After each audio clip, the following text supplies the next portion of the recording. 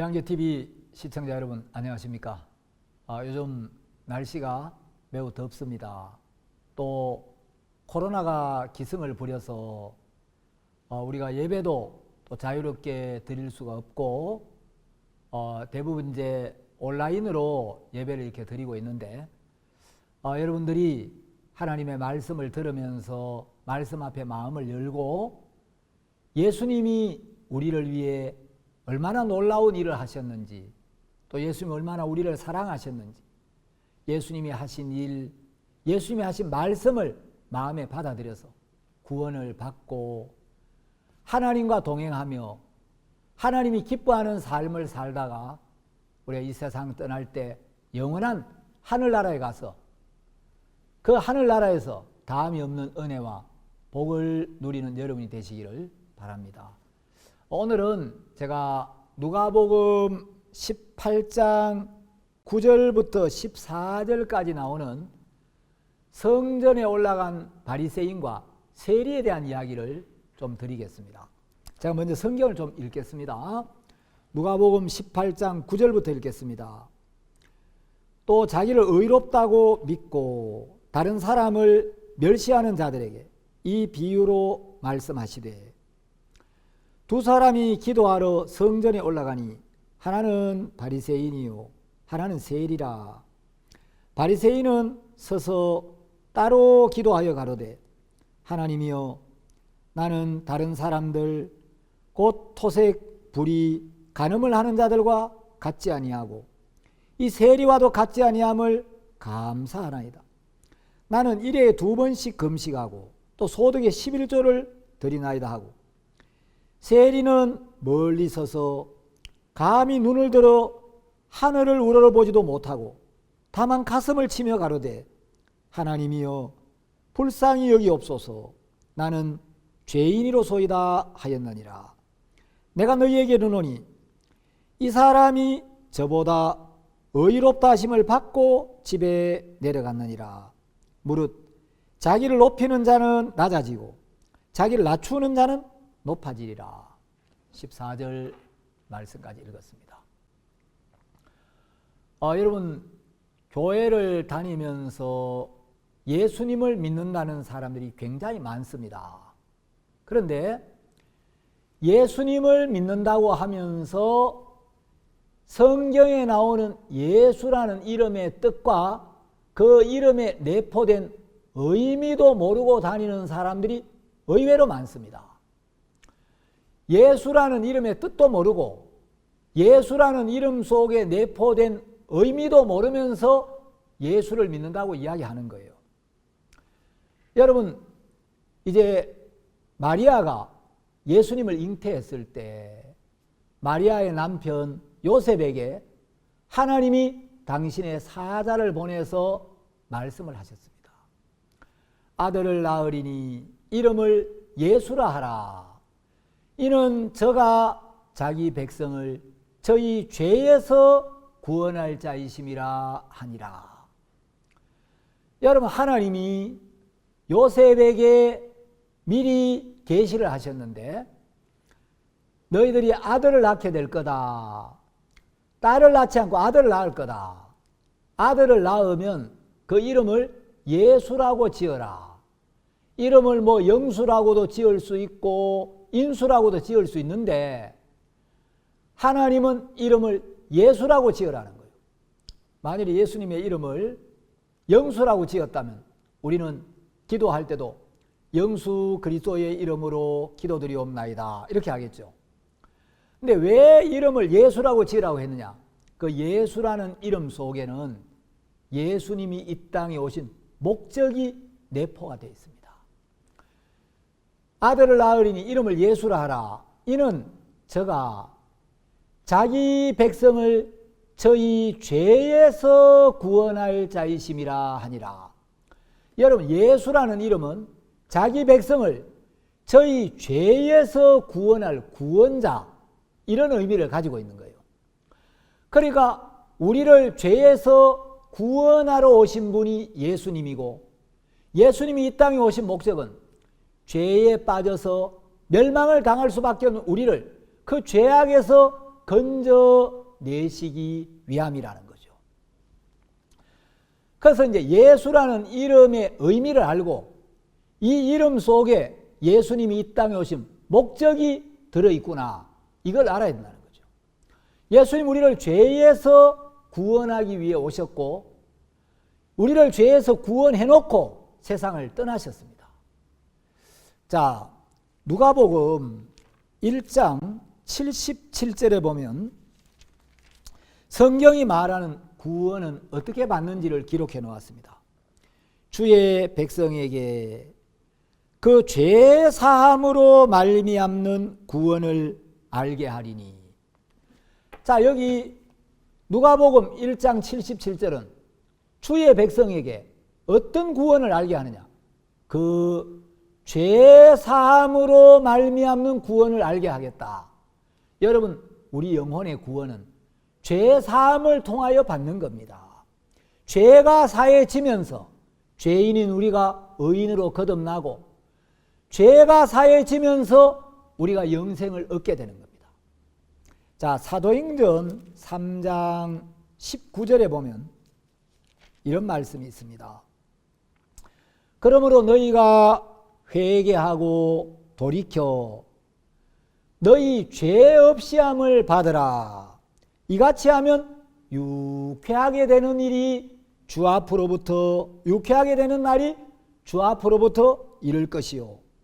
또 주께서 너희를 위하여 예정하신 그리스도 곧 예수를 보내시리니. 자, 여러분, 하나님은 여기서 회개하고 돌이켜 죄 없이 함을 받으라. 자, 죄 없이 함을 받으면 두 가지 약속을 하셨습니다. 우리가 죄 없이 함을 받을 때 첫 번째, 유쾌하게 되는 날이 주 앞으로부터 우리에게 이르게 되고, 두 번째는 예수님을 우리 마음에 보내주시겠다는 거죠. 그래서 죄 없이 함을 받을 때 유쾌하게 되는 날이 주 앞으로부터 우리에게 임하게 되고, 두 번째, 예수님을 우리 마음에 보내신다는 거죠. 바꾸어 말하면 죄 없이 함을 받지 아니하면, 마음에 죄가 있으면 그 마음 안에는 예수님이 오실 수가 없다는 겁니다. 여러분, 어떤 사람들은 영접 기도를 통해서 예수님을 영접했다고 이야기하는 사람들이 있습니다. 성경에는 영접 기도라는 것도 없고, 여러분, 창세기부터 요한계시록까지 영접 기도를 통해 예수님을 영접한 사람은 단 한 명도 없습니다. 그런데 누가 그걸 만들었는지 영접 기도를 통해 예수님을 영접했다고 이야기하는 겁니다. 여러분, 아무리 영접 기도를 해도 마음에 죄가 있으면 그 마음에는 예수님이 계시지 않습니다. 왜? 사도행전 3장 19절에서 분명하게 죄 없이 함을 받으라, 그리하면 예수 그리스도를 보내신다고 약속했거든요. 마음에 죄가 있으면 예수님 오십시오, 예수님, 제가 예수님을 영접합니다, 아무리 기도해도 그 마음에는 예수님이 거할 수가 없습니다. 만일에 죄가 있는데도 나는 영접 기도를 통해서 예수님을 영접했다면 성경을 부인하는 사람이죠. 그건 성경을 안 믿는 사람입니다. 여러분, 그럼 누가 죄 없이 함을 받습니까? 죄 있는 사람이, 원래 죄가 있는 사람이, 원래 죄인이 죄 없이 함을 받으면, 죄가 있었는데 죄 없이 함을 받았으면 그 다음에는 죄가 있어야 됩니까? 없어야 됩니까? 죄 없이 함을 받았으면 이제는 죄가 없어야 되죠. 자, 내가 빚이 있었는데 빚을 갚았으면 이제는 빚이 없는 거죠. 병이 있었는데 병이 나았으면 이제는 더 이상 병이 없는 거죠. 죄가 있었는데 죄 없이 함을 받았다면, 죄를 씻었다면, 죄 사함을 받았다면 이제 죄가 없는 의인이 되어야 된다는 거죠. 자, 누가복음 18장에 보면 성전에 올라가서 기도하는 두 사람이 나오죠. 한 사람은 바리새인입니다. 자, 바리새인은 성경에 뭐라고 기록되어 있느냐?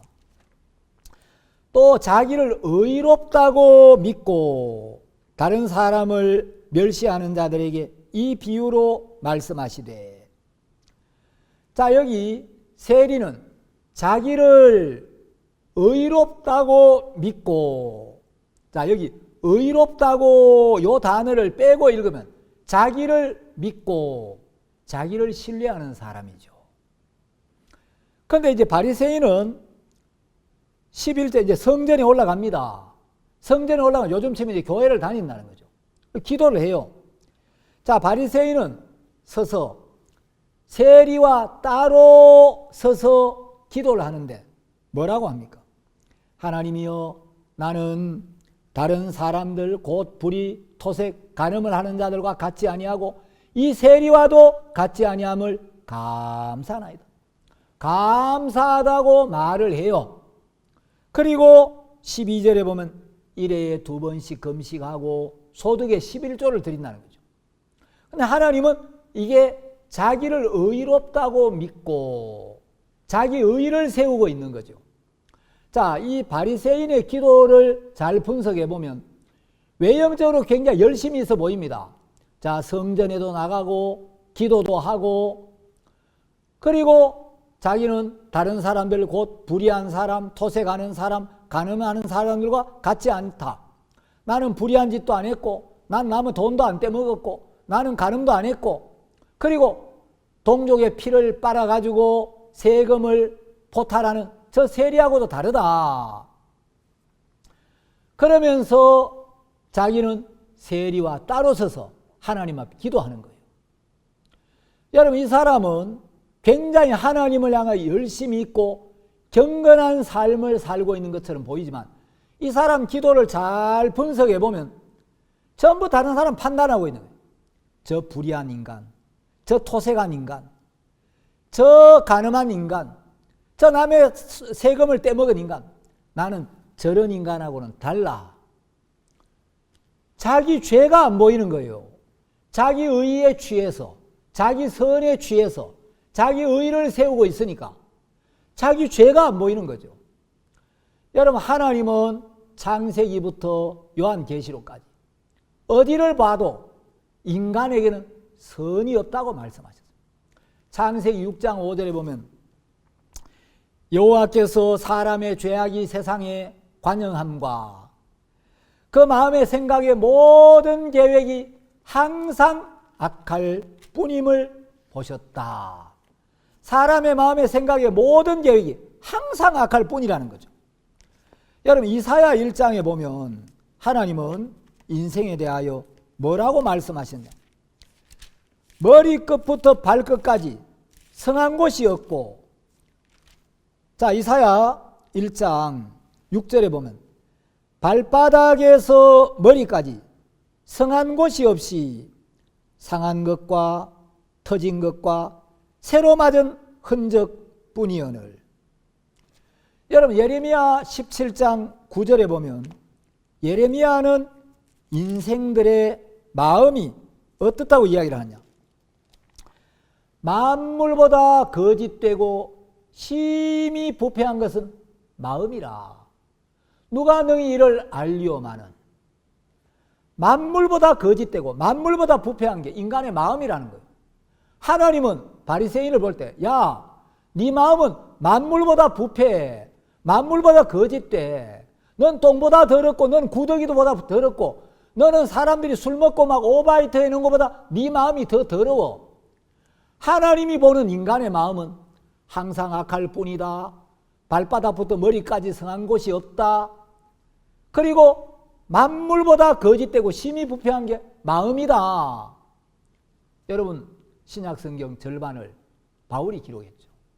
로마서 7장에 보면 바울이, 자, 로마서 7장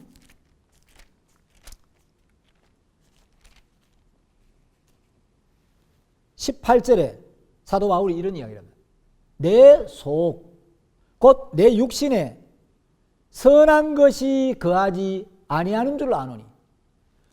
바울같이 신령한 종이 내 속에는 선한 것이 거하지 않는다. 여러분, 하나님의 은혜를 입은 귀한 종들은 모세나 이사야나 예레미야나 바울이나 전부 나는 항상 악하다. 내 속에는 선한 것이 없다. 그래서 저주를 받고 심판을 받을 수밖에 없다. 그래서 나는 이런 내 마음을 가지고는 하나님을 기쁘게 할 수가 없다. 나에게는 선이 없습니다. 나에게는 의가 없습니다. 그래서 내가 내 선을 들고 내 의를 들고 하나님 앞에 나아갈 수가 없기 때문에 하나님, 저에게는 하나님의 긍휼이 필요합니다. 하나님의 은혜가 필요합니다. 그래서 마음을 낮추고 하나님의 은혜 앞에 나아가는데, 이 바리새인은 자기를 의롭다고 믿고 자기 선하다고 믿고 자기 잘한다고 믿고, 여러분 하나님은 인간 속에 선이 없다는데 바리새인은 자기 의가 꽉 차 있는 거예요.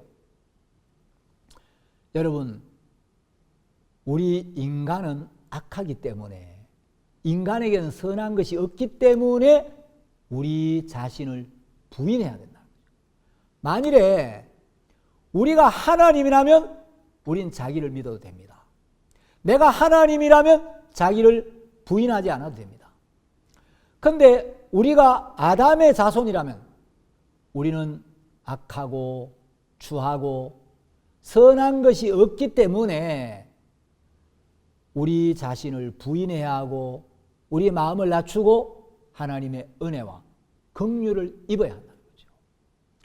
자, 바리새인은 자기를 의롭다고 믿고 자기를 믿고 착각 속에 있는 거예요. 그러면서 나는 일에 2번씩 금식하고 소득의 11조를 드리나이다. 그래서 이 세리와도 같지 아니함을 감사하나이다. 입은 감사하다고 이야기를 합니다. 몸은 성전에 나가고 외형적인 모양은 기도를 하고 입은 감사하다고 이야기하는데 마음은 전부 남을 판단하는 거예요. 남을 판단하고 남을 정죄하고 저 불의한 놈, 저 토색하는 놈, 저 간음하는 놈, 저 동족의 피를 빨아먹는 세리, 나는 저렇지 않아. 여러분, 그런데 이 세리는 어떠냐? 세리는 성전에 올라가서 멀리 서서 감히 눈을 들어 하늘을 우러러보지도 못하고 다만 자기 가슴을 치며 가로되 하나님이여 불쌍히 여기옵소서, 나는 죄인이로소이다. 여러분, 성경을 읽어보면 이 세리들은 창기하고 동급으로 취급을 받고 있죠. 여러분, 세금을 거두어 가지고 로마에 상납하고 나머지는 자기가 착복하는 이 세리들.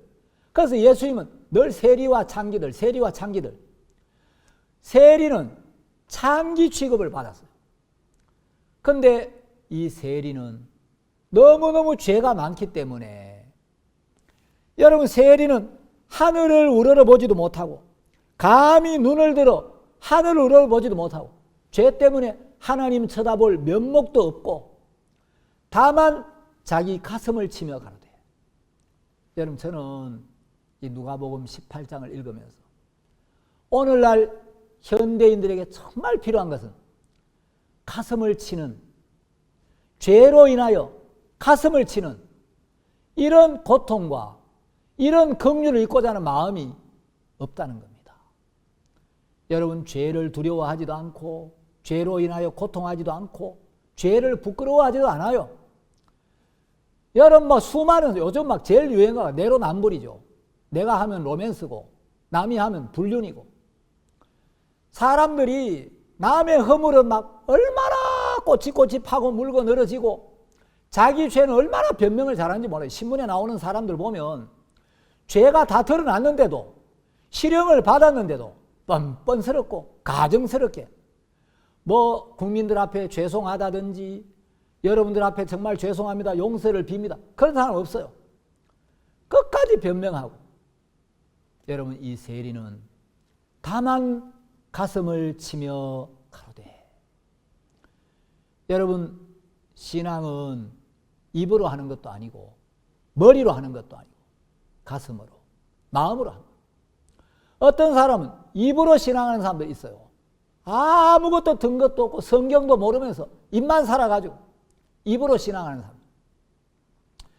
아마 예수님 당시에도 그런 사람 많았던 것 같아요. 마태복음 15장 8절 이하에 보면 이 백성이 입술로는 나를 존경하되 마음은 내게서 멀도다. 또 어떤 사람은 마음으로 하는 게 아니고 머리로 하는 신앙이 있어요.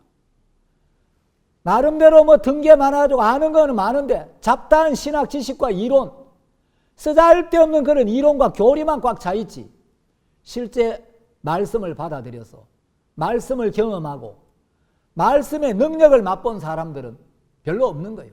마음에는 아무것도 경험된 게 없는 사람이 많은 거예요. 여러분, 현대인들은 가슴으로 살지 않습니다. 마음이 빠진 신앙, 마음 없이 하는 신앙이 많은 거예요. 이 세리는 너무 죄가 많아서 하늘을 우러러 보지도 못하고 다만 가슴을 치며, 여러분 정말 죄 때문에 가슴을 치는 사람들, 가슴을 치며 하나님의 긍휼만을 구하는 이런 마음을 가진 사람들이 있다면 하나님이 얼마나 기쁘게 보시겠습니까? 하나님이 그들에게 왜 은혜를 베풀지 않겠습니까? 세리는 오직 하나님의 긍휼만을 바라고 간절히 구하는 거예요. 그런데 여러분, 여기 굉장히 놀라운 사실이 기록되어 있습니다. 세리는 죄인으로 나왔는데, 의가 없는 사람으로 나왔는데, 나는 뭐 하늘을 우러러볼 면목도 없고 사람들로부터도 장녀 취급을 받고 진짜 난 죄인입니다. 하나님이 불쌍히 여겨주지 아니하면 나는 저주를 받고 지옥을 가기에 합당합니다. 그런데 14절에 보면 너무 놀라운 사실이 기록됩니다.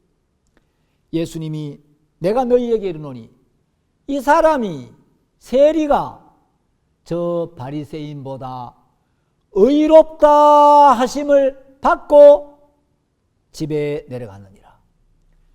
세리는 의가 없이 나왔는데 의롭다 하심을 받고, 원래 의가 없었는데 하나님으로부터 의를 얻었다는 거죠. 의가 없이 나온 세리는 의롭다 하심을 받고 내려갔습니다. 바리새인은 자기 의의를 세우고 나왔는데 죄인으로 돌아가다는 거죠. 하나님 앞에. 여러분, 이 세리는 조금 전까지 죄인이었는데 하나님께 의롭다 하심을 받았다. 죄사함을 받았다는 거죠. 사망에서 벗어났고 영생을 얻고 거듭났고 새로운 피조물이 됐다는 거죠. 얼마나 놀라운 은혜입니까?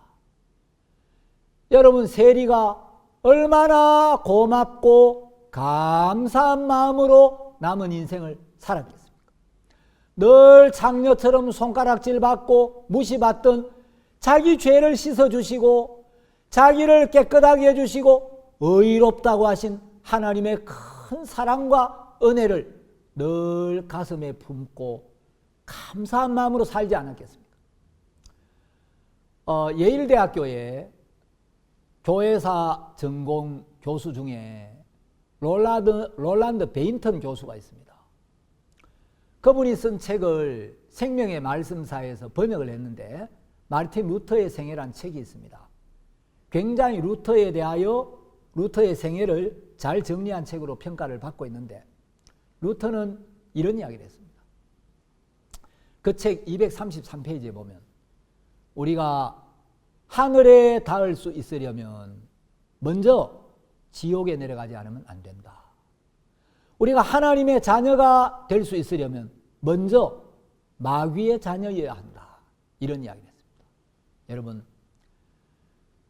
여러분이 먼저 여러분을 향해 입을 벌리고 있는 지옥 불을 봐야 내가 정말 지옥에 가면 안 되겠구나. 내가 진짜 이 죄를 씻어야 되겠구나. 그래서 하나님 앞에 마음을 낮추고 하나님의 은혜를 사모할 때 지옥의 문이 닫히고 천국의 문이 열리게 됩니다. 오늘날 사람들이 죄를 두려워하지 않습니다. 죄가 있는데도 세리처럼 가슴을 치며 정말 애통해하며 어떻게 이 죄사함을 받을까? 죄사함의 은혜를 사모하는 사람이 많지가 않아요. 세리는 정말 더럽고 추하고 손가락질 받는 삶을 살았지만 그래서 그건 자기 죄를 인정하고 마음을 낮추었습니다. 뭐 누구를 손가락질하고 판단할 수도 없고 사람들이 손가락질해도 할 말도 없고 다만 하나님 앞에 긍휼을 잊고자 하는 마음, 그 마음에 하나님 은혜를 베풀더라는 거죠. 누가복음 18장이 우리에게 보여주는 것은 하나님은 의가 없는 사람들에게, 자기 의가 깨트려진 사람에게, 자기 의를 세울 수 없는 사람들에게 의를 주시는 겁니다. 하나님의 의를 얻으려면 자기 의를 세워야 하는 게 아니고 자기 의를 버려야 합니다. 하나님이 보실 때 인간에게 선한 게 아무것도 없습니다.